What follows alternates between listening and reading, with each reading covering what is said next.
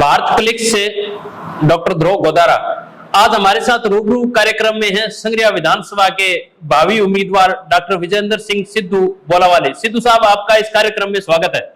धन्यवाद ध्रुव जी, और मैं पूरी भारत क्लिक्स की टीम को संगरिया में आप सभी का स्वागत है। धन्यवाद। सिद्धू साहब, आप उस विधानसभा से अपनी दावेदारी पेश कर रहे हैं जो 3 राज्यों के संगम पर है, जिसको त्रिवेणी संगम भी बोल देते हैं, जहां हरियाणा का भी इंटरफेयर राजनीति में रहता है संगरिया में, और पंजाब का भी रहता है। तो इसको आप किस संदर्भ में देखते हैं?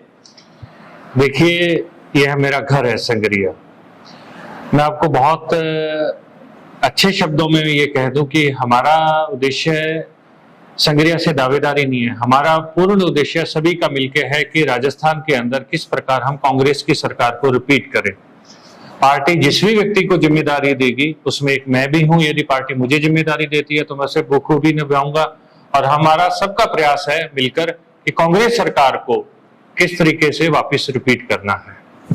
सिद्धू साहब, आप राजस्थान बाल आयोग के सदस्य रहे हैं और काफी सक्रियता और काफी प्रशासनिक अनुभव आप रखते हैं इस क्षेत्र के अंदर। तो आप इस कुशलता को या कार्य कौशल को इस विधानसभा में किस तरह से लागू करना चाहते हैं, या क्या उम्मीद और संभावनाएं आपको इस विधानसभा क्षेत्र में दिखाई दे रही है? देखिए, मैंने बाल आयोग में रहते हुए 3 वर्ष का जो अनुभव मुझे है वो बड़ा काम आएगा, क्योंकि हमने बच्चों के साथ काम किया। बच्चे ऐसे हैं जिनको सबसे पहले तो उनके अधिकारों के प्रति जागरूक करना पड़ता है कि बच्चों के अधिकार क्या हैं, और उसके साथ में उनको अधिकारों को दिलाने के लिए हमने बिल्कुल प्रयास किए। और 3 वर्ष तक हमने बच्चों को स्वास्थ्य का अधिकार, शिक्षा का अधिकार और संरक्षण के अधिकार की रक्षा की।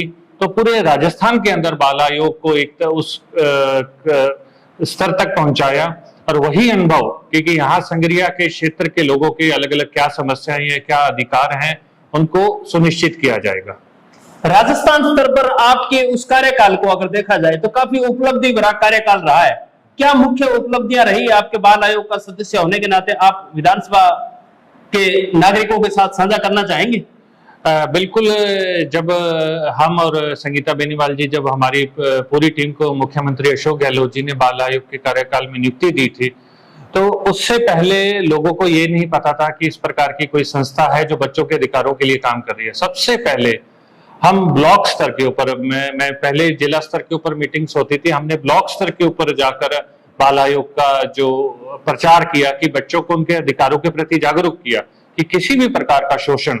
मैं आपको बताऊं, सबसे बड़ी जो हमारी उपलब्धि रही है, आप देख रहे हैं कि पोक्सो एक्ट आने के बाद में जो बच्चियों के साथ रेप और किसी प्रकार का लैंगिक यौन शोषण होता था, तो किसी को 10 दिन के अंदर, 15 दिन के अंदर और 2-2 महीने के अंदर फांसी तक की सजा, जो दोषी थे उनको फांसी तक की सजा, ये हमारे कार्यकाल में सुनिश्चित हुआ। इसमें हमने पुलिस को जागरूक किया, जो हमारे जो एपीपी, जो पुलिस पब्लिक प्रोसिक्यूटर होते हैं, उनको जागरूक किया, और उसके साथ साथ पीड़ित को जो जिस प्रकार की भी जो लीगल एडवाइस और उस तरीके से सहायता थी, या उनको जो भी, तो इस प्रकार हमें बच्चियों का जो संरक्षण सुनिश्चित किया, और बच्चों के प्रति कोई भी प्रकार का लैंगिक दुर्व्यवहार ना हो। हर स्कूल के अंदर हमने एक शिकायत पेटिका का सुनिश्चित किया। 1098 का जो चाइल्ड हेल्पलाइन था, उसकी जो पहुंच थी हर तरह सुनिश्चित की। तो बच्चों को संरक्षण और उनको स्वास्थ्य को लेकर, कोरोना के समय में बच्चों के ऊपर भी बड़ी विकट समस्या थी, उसको लेकर हमने हर हॉस्पिटल में बच्चों के लिए अलग वार्ड है जो उसको सुनिश्चित किया गया। शिक्षा का कोई भी बच्चा कि कोई भी किसी भी प्रकार से वंचित ना रहे, कोई भी स्कूल ड्रॉप आउट्स हैं उनको भी स्कूल से जोड़ा गया। तो इस प्रकार खूब सारी जो हमारे बाल आयोग में रहते हुए हमने प्रगतिशील कार्य किए। तो इसी प्रकार की चुनौतियां इसी विधानसभा के अंदर आपके सामने फिर खड़ी है। नशा इस क्षेत्र की मुख्य समस्या है, जिसको पॉपुलर या प्रचलित नाम हम चिट्टा के नाम से जानते हैं, या अन्य और भी मेडिकल नशा भी काफी डोमिनेंट हो चुका है, केमिकल नशा डोमिनेंट हो चुका है। क्या इन समस्याओं के समाधान को लेकर भी आपका कोई ड्राफ्ट है? बिल्कुल है जी। नशा इस क्षेत्र की बहुत, क्योंकि बॉर्डर एरिया होने के कारण हमारे युवा हैं जो नशा, घर घर नशा पहुंच चुका है। बिल्कुल, ये समस्या इस क्षेत्र के अंदर बॉर्डर एरिया होने के कारण मैं आपको बता रहा हूँ कि बहुत चैलेंजिंग जॉब है। लेकिन इसका समाधान भी एक, मैं कहूंगा कि इस समाधान के लिए हमें सबसे पहले जागरूकता के स्तर पर, जब तक आम नागरिक क्या प्रशासनिक समाधान हो सकता है या जन जागरण समाधान हो? देखो, बोथ, दोनों एंड पे हमें काम करना पड़ेगा। किसी भी समस्या का सिंगल हैंड पे समाधान नहीं होगा, क्योंकि ये नशा एक ऐसी सामाजिक समस्या है, जब तक लोगों में जागरूकता नहीं आएगी। जागरूकता का मतलब है एक व्यक्ति प्रण कर ले कि मैं मेरी गली में नशा नहीं बिकने दूंगा या मेरी गली को सुधारना है, और उसके बाद शासन प्रशासन उसी तरह एक्ट करता है जिस तरह वहां के लोग चाहते हैं। तो मेरा ये मानना है कि हमें लोगों के अंदर जागरूकता, अवेयरनेस होनी चाहिए कि मेरी गली मोहल्ले के अंदर कोई भी दुकान या गली के अंदर कोई, ना तो मैं नशे बेचने वाले को रहने देंगे, ना हम उसको किसी भी तरीके से, कोई भी जनप्रतिनिधि किसी भी नशे के उसका साथ देगा, तो प्रशासन उतनी ही कठोरता से उसमें कदम उठाएगा। विजेंद्र जी, प्रशासन राजनेताओं के मार्गदर्शन में या संरक्षण में कार्य करता है। संग्रिया विधानसभा में तो राजनेताओं पर भी गंभीर आरोप है नशे को लेकर। ये विडंबना है जिन पे आरोप है उनको। यदि आप अपने एरिया से प्यार करते हो, क्योंकि आप नशा सिर्फ और सिर्फ संग्रह की समस्या नहीं है, हमारे आने वाली जनरेशन का सवाल है, आने वाली पीढ़ियों का सवाल है। आप पीढ़ियों को क्या जवाब दोगे? हमें अपनी पीढ़ियों को बचाना है, अपनी नस्लों को बचाना है। तो यदि कोई ऐसा करता है तो मैं उसको कहता हूं कि बहुत गलत बात है, लेकिन हम सब जितने मेरे हिसाब से यहाँ के जागरूक लोग हैं अब साथ दे रहे हैं, जागरूक हो रहे हैं, और इसके खिलाफ हम पुरजोर तरीके से विरोध करेंगे। शासन प्रशासन को लेकर नशे को हमारा उद्देश्य है कि संग्रिया से जड़ से समूल नष्ट करेंगे। आप काफी समय से महंगाई राहत कैंपों के अंदर जा रहे हैं, उनके अंदर भागीदारी सुनिश्चित कर रहे हैं, सरकार द्वारा चलाए जा रहे कल्याणकारी योजनाओं को धरातल पर आप प्रचार प्रसार कर रहे हैं। क्या उनका कोई सकारात्मक प्रभाव आपको दिखाई दे रहा है? मैं कहता हूं महंगाई राहत कैंप ने, आपने देखा होगा, भाजपा की नींद उड़ा दी है। कारण क्या है कि उनके पास अभी कोई मुद्दा ही नहीं छोड़ा। आप विश्वास नहीं करेंगे, मैं आपको प्रैक्टिकल उदाहरण दे रहा हूं। जब महंगाई राहत कैंप के अंदर जाते हैं, लोगों से मिलते हैं, कोई कहता है जी मेरे स्टंट मैंने 7 रुपए के अंदर स्टंट डलवा दिया, कोई कहता है मेरे 11 रुपए के अंदर जो ये घुटने का ऑपरेशन था। और हनुमानगढ़ जिले के अंदर कल मुझे किसी ने आंकड़ा दिया, 900 से ज्यादा घुटने के ऑपरेशन यहाँ पे हो गए चिरंजीवी योजना के अंदर। इतना लाभ मिल रहा है। और दूसरा, आप विश्वास नहीं करेंगे, जो 2000 यूनिट तक जो किसानों को बिजली फ्री था, खेती के लिए जो बिजली फ्री था, उसके लिए हर किसान के चेहरे पे मुस्कान है कि हमें बड़ी समस्या थी इस और 100 यूनिट तक जो अशोक गहलोत जी ने बिजली फ्री का ये बिल का दिया, उससे लोग खुशी हैं। क्योंकि बहुत से लोग, और ये राजस्थान के 100 यूनिट में आपको बताऊं, पंजाब से और ये जहां ये केजरीवाल के उससे भिन्न है, क्योंकि यहाँ 100 यूनिट बिल्कुल फ्री है। आपके 110 यूनिट यदि आपने, उसके साथ कोई किंतु परंतु नहीं है, मतलब जो भी उपभोक्ता है उसको, प्रत्येक उपभोक्ता को मिलेगा। और यदि 100 यूनिट तक आपने 110 यूनिट मारे तो सिर्फ 10 यूनिट का बिल आएगा। 100 यूनिट ऐसा नहीं है। बाकी सब जगह पे आप देखेंगे लोग कहते हैं बिजली का, वहां के यदि 301 यूनिट भी होते हैं ना, तो उससे पूरे का पूरा बिल आ जाता है। तो ये बहुत ही शानदार योजना है। और आपने जो कहा महंगाई राहत कैंप से वाकई में जो राहत है आम जन तक, अंतिम छोर तक, पूरी शासन प्रशासन और पूरी बहुत तन्मयता से काम कर रहा है और लोगों को वाकई में राहत पहुंच रही है। सामान्यतः सरकार की योजनाएं धरातल तक नहीं पहुंचती है, परंतु आपने इन योजनाओं को धरातल तक पहुंचाने का जो अभिनव प्रयास किया है, क्या सरकार भी उसको गंभीरता से देख रही है, सोच रही है? बिल्कुल। इसमें मेरे से सबसे ज्यादा योगदान जो हमारे मुखिया है ना, अशोक गहलोत जी, उनका है।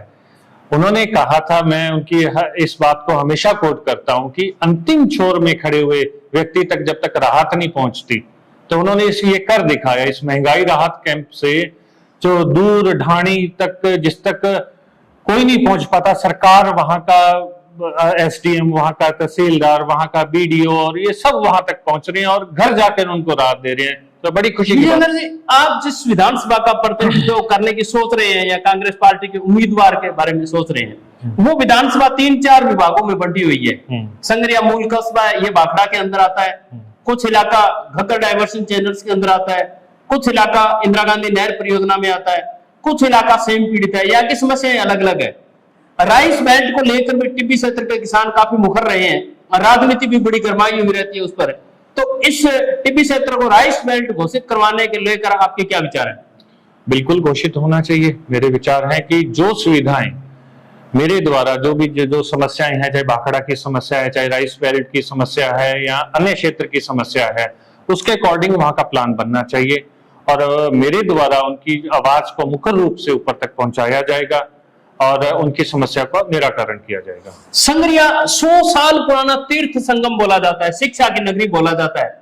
यहाँ के शैक्षणिक संस्थानों की वर्तमान में हालात बड़ी खराब है। अगर मैं ताजा उदाहरण की बात करूं तो मीरा कॉलेज राजनीति का अखाड़ा बन गया है, जो न सरकारी रहा न निजी रहा। तो आपके क्या प्रयास रहेंगे इस मीरा कॉलेज जैसी संस्था या दूसरी संस्थाओं को लेकर? मेरा हमेशा से एक विचार रहा है, कभी भी कोई संस्था चला रहे हैं, कोई भी संस्था है, हमें उसको स्ट्रेंथन करने की कोशिश करनी चाहिए, ना कि उस संस्था के अंदर हमें एक पैरेलल राजनीति खड़ी करने की कोशिश करनी चाहिए। आज 100 साल पुरानी संस्था है, ग्रामोत्थान है, तो हमारा प्रयास ये रहना चाहिए कि हम इस संस्था को स्ट्रेंथन करने के लिए, इसको ताकत देने के लिए क्या कर सकते हैं। मीरा कॉलेज की जो आपने बात कही वो राजनीति का शिकार हुई, उसका कारण ये हुआ कि दो पैरेलल स्ट्रक्चर जो अपने तरीके से उस संस्था को बेहतर बनाने की कोशिश कर रहे थे, ये नहीं होना चाहिए। इससे राजनीति जो मीरा कॉलेज, हमारा जो अनुभव है, हम संगरिया के वासी हैं, इतनी बढ़िया संस्था थी, लेकिन राजनीति ने उसको पीछे। यहाँ तो प्रवेश लाइन लग के मिलता था, बच्चों को प्रवेश नहीं मिलता था, ऐसे हालात क्यों हो गए? तो यही तो मेरा विचार है कि कोई भी हमें संस्था है जिस तरीके से चले, उसको स्ट्रेंथन करने, उन्हीं लोगों के साथ में स्ट्रेंथन करने की कोशिश करनी चाहिए, ना कि पैरेलल में उसके बराबर में कोई राजनीति करनी चाहिए। तो मेरा तो यही प्रयास रहेगा कि संगरिया को वापस से, जिस तरह से संगरिया को शिक्षा नगरी के रूप में जाना जाता था, और उसी तरीके से हम वापस से सब मिलकर संगरिया को वापस अपने उसी स्वर्णिम काल में लेके जाएं। क्योंकि बड़ा दुख होता है कि जब हम बाहर जाते हैं कि अच्छा संगरिया वहां पे अब चिट्टा या नशे के रूप में जाना जाता है, और पहले बिल्कुल आज यही हालात हो चुकी है। पहले हमारा जो गौरव था, अच्छा संगरिया वहां पे ग्रामोत्थान, मीरा कॉलेज जी शिक्षा के रूप में जाना जाता था, और हम सब मिलकर हम प्रयास करेंगे वापस संगरिया को उसी अपने स्वर्णिम काल के अंदर लेके जाएंगे कि संगरिया का नाम दोबारा से शिक्षा नगरी के रूप में ऊपर तक जाए। सरकार की क्या उपलब्धियां रही संगरिया विधानसभा क्षेत्र में? आप काफी लंबे टाइम से सरकार के साथ कोऑर्डिनेशन में है, आप क्या मुख्य उपलब्धियां समझते हैं? आपने इतने दिनों के अंदर ये मुख्य उपलब्धियां हासिल की है यहाँ पर? देखिए, राज्य सरकार ने इस बार, मैं कहूंगा, आपने पूरे 4 साल के बजट के अंदर देखा होगा, सबसे पहले अशोक गहलोत जी ने कोई भी किसी भी प्रकार का टैक्स नहीं लगाया, और दूसरा उन्होंने किसी भी प्रकार का भेदभाव नहीं किया। आप देखना, आपको देखने के कि जो भाजपा के जो विधायक हैं, जिन जिन विधानसभाओं से भाजपा के विधायक, वो भी अपने लेटर हेड पे प्रशंसा करते हैं कि मुख्यमंत्री जी ने ये दे दिया, मुख्यमंत्री जी ने वो दे दिया। क्योंकि मुख्यमंत्री जी ने इस बार राजस्थान के लिए सिर्फ संगरिया ही नहीं, हर विधानसभा को, यदि आपने स्कूल मांगे तो स्कूल दिए, आपने इंग्लिश मीडियम विद्यालय मांगे तो वो दिए, आपने यहाँ कॉलेज मांगे तो टिब्बी और संगरिया के अंदर एक नई कॉलेज दिए, आप सड़कों का जाल देखिए, चारों तरफ आप जाएंगे, चारों तरफ बढ़िया इंफ्रास्ट्रक्चर के रूप में। परंतु नेता प्रतिपक्ष तो आरोप लगाते हैं कि अशोक गहलोत पिछले 4 साल से सचिन पायलट वर्सेस अशोक गहलोत के अंदर ही फंसी रही राजस्थान सरकार। तो ये तो भाजपा की विडंबना है, उनको कोई मुद्दा ही नहीं मिला। क्योंकि अशोक गहलोत जी ने, देखो, एक जब मुख्यमंत्री होता है ना, उसका काम होता है कि जनता को राहत, जनता के लिए चुना गया है, तो उन्होंने जनता को 4 साल के अंदर कोई भी बजट देखी है, मैं वापस वो मेरी बात दोहरा रहा हूं जी, एक भी कोई नया टैक्स लगा हो किसी भी प्रकार का, ये बड़ी आपको हैरानी होगी कि किसी प्रकार का कोई नया टैक्स नहीं है। और महंगाई से राहत देने के लिए हर टैक्स के अंदर अलग से, मैं आप तो किसान बेल्ट है ये गंगानगर हनुमानगढ़, तो अलग से कृषि बजट पेश किया। ये देश में अलग से कृषि बजट पेश करने वाला राजस्थान ही एक ऐसा राज्य है। तो भाजपा के पास कोई मुद्दा नहीं बचा है। भाजपा तो अपनी लड़ाइयां तो देखती नहीं है, आप पिछले दिनों ही देख लो, वहां पे तो 7 मुख्यमंत्री बने घूम रहे हैं। तो उनको प्रतिपक्ष आप पर भी आरोप लगाता है कि आपके भी यहाँ मुख्यमंत्रियों की नहीं जी, ये बिल्कुल नहीं है। कांग्रेस एकजुट है, एक साथ है। आप बताइए, सिर्फ मीडिया के अंदर वो कुछ लोग चला देते हैं। आज मुख्यमंत्री अशोक गहलोत जी के राज में शानदार शासन चल रहा है, महंगाई राहत काम इतने बढ़िया चल रहे हैं, सब एक है। और हमारे पार्टी के जो शीर्ष नेता है, उन्होंने कह दिया था कि सभी कांग्रेस के नेता असेट्स हैं, तो कहीं कोई दिक्कतें नहीं है, सब मिलके लड़ रहे हैं। मैं वापस अगर संगरिया विधानसभा में आऊं तो संगरिया क्षेत्र, शहर की आबादी की बात करूं तो 2 विभागों में विभक्त हो गई है रेलवे लाइन की वजह से। अंडरपास एक मुख्य मुद्दा रहा है। आज से 3 बार पहले बड़ी बड़ी घोषणाएं हो चुकी है कि अंडरपास बनने जा रहा है। आखिर क्या पेच फंसा हुआ है?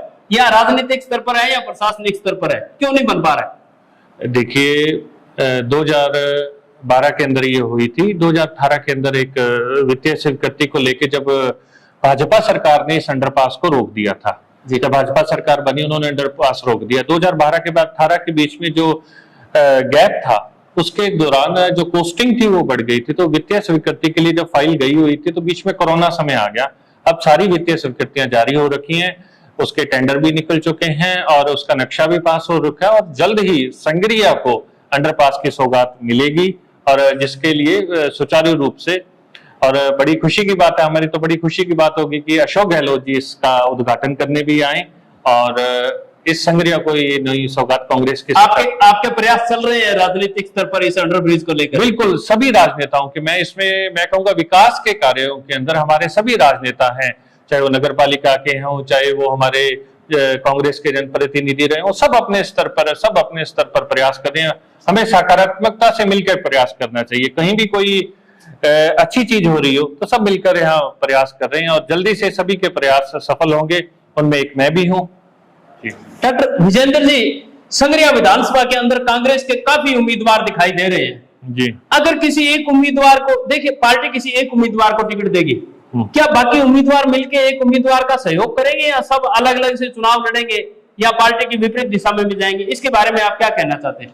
देखिए, मैंने बहुत पहले कह दिया था, अब हमारा उद्देश्य ये है कि किस प्रकार से हम सरकार को रिपीट करें, किस प्रकार के हमारी कांग्रेस की जो सरकार है, इतनी अच्छी सरकार है जिसने 4 साल तक, 4.5 साल तक हर व्यक्ति का ध्यान रखा है, इतना बढ़िया शासन चलाया, जिसने जो मांगा वो दिया है। तो हमारा उद्देश्य यही है कि हम मिलकर किस प्रकार कांग्रेस को मजबूत बनाएं।